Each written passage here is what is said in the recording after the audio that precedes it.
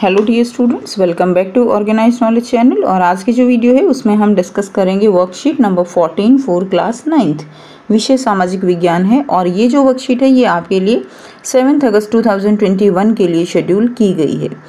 आज की वर्कशीट में भी बच्चों हमारा जो चैप्टर 2 है भारत का भौतिक स्वरूप वही कंटिन्यू रहेगा। और आज हम प्रायद्वीपीय पठार के बारे में पढ़ेंगे। वर्कशीट शुरू करने से पहले बेटा प्लीज़ चैनल को सब्सक्राइब कर दीजिए, बेल आइकन को भी प्रेस कर लो ताकि आपको आने वाली वीडियोस की नोटिफिकेशन वो मिल जाए। तो सबसे पहले देखते हैं प्रायद्वीपीय पठार। उससे पहले हम एक बार जो भारत का भौतिक स्वरूप है उसको हम दोबारा से रिकॉल करते हैं डायग्राम से। यहाँ से आप देख सकते हो, सबसे पहले हमने हिमालयन रेंज की थी, ठीक है, हिमालय की श्रेणी। उसके बाद ये वाला जो एरिया था ये हमारा उत्तरी मैदान, ठीक है, नॉर्दर्न प्लेन्स था, सारा उत्तरी मैदान।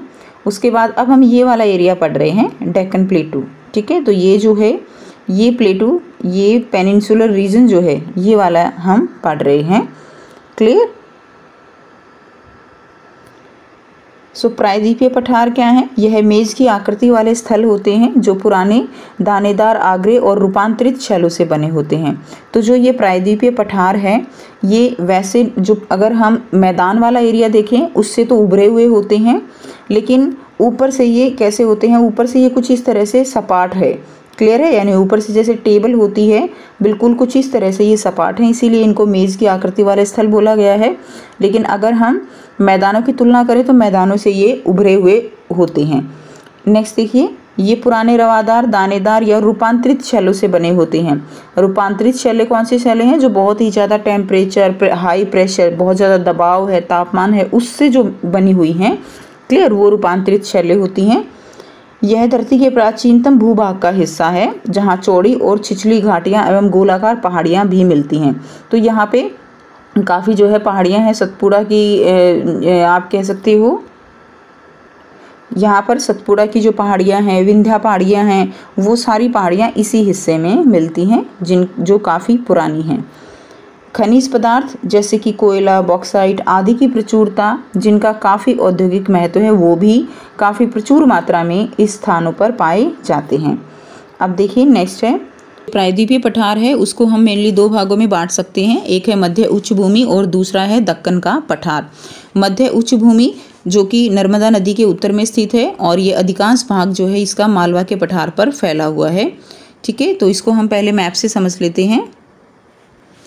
आप यहाँ से देख सकते हैं कि ये जो पार्ट है सारा, ये जो है ये प्रायद्वीपीय पठार का पठार है। और प्रायद्वीपीय पठार को हम दो भागों में बांट सकते हैं। तो ये है ये जो है मध्य उच्च भूमि है और यहाँ पे छोटा नागपुर का पठार है। और ये जो नीचे पार्ट है सारा ये डेक्कन प्लेटू है। तो एक पार्ट ये हो गया मध्य उच्च भूमि और एक है दक्कन का पठार। इस तरह से हम इसको डिवाइड कर सकते हैं।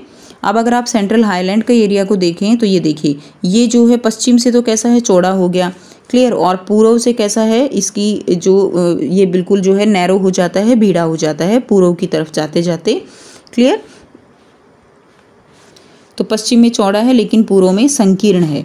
पूर्वी विस्तार को स्थानीय रूप से बुंदेलखंड एंड बघेलखंड के नाम से जाना जाता है, जो आगे बढ़कर छोटा नागपुर का पठार दर्शाता है। तो इसका एरिया जो यूपी में फैला है बुंदेलखंड बघेलखंड के नाम से जानते हैं और आगे चलकर ये छोटे नागपुर का पठार जो है वो दर्शाता है। इस क्षेत्र में बहने वाली नदियाँ कौन सी हैं? चंबल, बेतवा, केन, दामोदर, ये सारी नदियाँ इस क्षेत्र में बहने वाली नदियाँ हैं। सेकंड जो भाग है वो है दक्कन का पठार। तो दक्कन का पठार जो है बच्चों वो पश्चिम में ऊंचा है और पूर्व की ओर उसका कम ढाल है।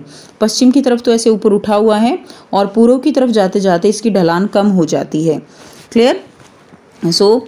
यहाँ पाए जाने वाली जो काली मिट्टी है जिसे दक्कन ट्रैप के नाम से जाना जाता है, ज्वालामुखी निक्षेप से बनी है। तो यहाँ पे जो काली मिट्टी है उसको हम किस नाम से जानते हैं? दक्कन ट्रैप के नाम से जानते हैं। और जो ज्वालामुखी फटते हैं उनके निक्षेप जो हैं उनसे ये मिट्टी बनी हुई है। और आपको पता है ना काली मिट्टी किसके लिए प्रसिद्ध होती है? काली मिट्टी जो है कपास की खेती के लिए बहुत अच्छी है। तो यहाँ पे कपास जो है वो बहुत ज़्यादा उगाई जाती है। नेक्स्ट देखिए, नर्मदा नदी के दक्षिण में स्थित त्रिभुजा आकार की आकृति जिसका आधार उत्तर की ओर सतपुड़ा की श्रेणी और पश्चिम सिरे पर पूर्वी घाट और पूर्वी सिरे पर पश्चिमी घाट जो है वो स्थित है। तो आइए इसको भी हम मैप से समझ लेते हैं बेटा। तो यहाँ से आप इसको समझ सकते हो। इसमें देखिए ये जो पार्ट है त्रिभुजा आकार, ये हो गया दक्कन का पठार। इसके उत्तर में ये जो है सतपुड़ा रेंज है, क्लियर। और इधर ये छोटा नागपुर का पठार है, और अगर आप देखें तो इसके पश्चिम में ये जो है ये वेस्टर्न घाट है और पूर्व में ये पूर्वी घाट है। अब आप देख रहे हो वेस्टर्न घाट तो जो है कैसा है, सतत है, यानी बिना खटापटा है। लेकिन ईस्टर्न घाट ये देखिए यहाँ से ये नदियाँ जो है, ये नदियाँ गुजर रही हैं जो कि इसको क्या कर देती हैं, एक तरह से ये कट फट जाता है नदियों के बहाव के कारण।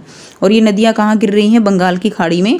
तो हम कह सकते हैं कि जो पश्चिमी घाट है वो सतत है, लेकिन पूर्वी घाट जो है वो कैसा है, कटा फटा है।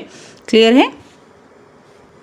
नेक्स्ट देखिए पूर्वी घाट, उसकी औसत ऊंचाई 600 मीटर है और विस्तार जो है वो महानदी घाटी से दक्षिण में नीलगिरी तक है। नेक्स्ट बंगाल की खाड़ी में गिरने वाली नदियां गोदावरी, कृष्णा, कावेरी के कटाव के कारण विस्तार जो है इसका कैसा है, अनियमित है। और ये नदियां बंगाल की खाड़ी में गिरने से पहले क्या बनाती हैं, उपजाऊ डेल्टा बनाती हैं। इसका सर्वोच्च शिखर क्या है, महेंद्रगिरी जो है इसका सर्वोच्च शिखर है। एंड उडगमंडलम यानी ऊटी, इसका महत्वपूर्ण जो है वो पर्यटन स्थल है। क्या है बच्चों, ऊटी है। पश्चिमी घाट देखिए पूर्वी घाट की अपेक्षा ये ऊंचे हैं और सतत है। मैंने आपको पहले ही बताया कि जो पश्चिमी घाट है वो ऊपर की तरफ है, जबकि जो पूर्वी घाट है वो नीचे की तरफ है, ऐसे टेढ़ा हो जाता है ये एरिया, जिसकी औसत ऊंचाई है 900 मीटर से 1600 मीटर तक।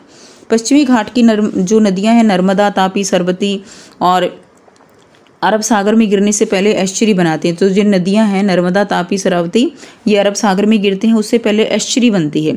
एस्चुरी का मतलब क्या होता है, एस्चुरी ऐसी जगह होती है जहां पर जो ताज़ा पानी है और समुद्र का पानी है वो आपस में मिलता है। तो इन नदियों का ताज़ा पानी हो गया, समुद्र का जो है खारा पानी होता है, तो उनके मिलने से जो वो एरिया है वो एस्चुरी कहलाता है। शरावती नदी पर भारत का सबसे ऊंचा जलप्रपात जोग जलप्रपात स्थित है।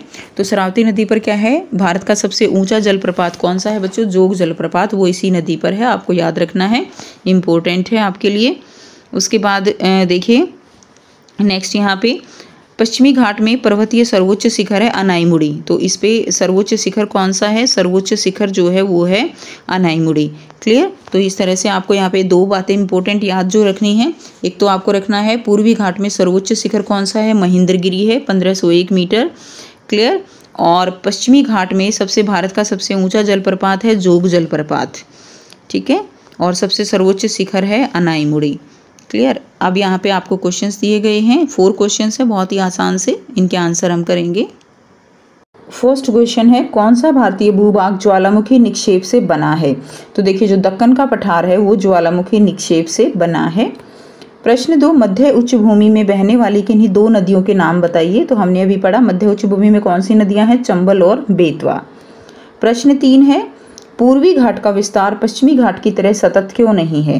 तो हमने अभी समझा कि नदियों के कटाव के कारण जो पूर्वी घाट है उसमें बहने वाली नदियां वो बंगाल की खाड़ी में गिरती हैं, जिसके कारण उसका विस्तार जो है वो कटाव हो जाता है, जिसके कारण उसका विस्तार अनियमित है। तो पूर्वी घाट में बहने वाली नदियों के कटाव के कारण इसका विस्तार कैसा है, अनियमित है। यह पश्चिमी घाट की तरह सतत नहीं है। नेक्स्ट देखिए प्रश्न 4 है प्रायद्वीपीय पठार हमारे लिए महत्वपूर्ण है, क्यों, संक्षेप में लिखिए। तो प्रायद्वीपीय पठार में प्रचुर मात्रा में खनिज पदार्थ जैसे लोहा, कोयला, बॉक्साइट आदि मिलता है और जो कि औद्योगिक रूप से कैसा है, काफ़ी महत्वपूर्ण है। तो ये थे आपके 4 क्वेश्चन, बहुत ही आसान से, आपको साथ में याद भी हो गए होंगे। सो अगर वीडियो अच्छी लगी तो बच्चों लाइक कर दीजिए, शेयर कर दीजिए और चैनल को भी सब्सक्राइब कर लीजिए अगर आप चैनल पर न्यू हो। So thanks for watching. मिलते हैं नेक्स्ट वीडियो में नेक्स्ट वर्कशीट के साथ। Take care.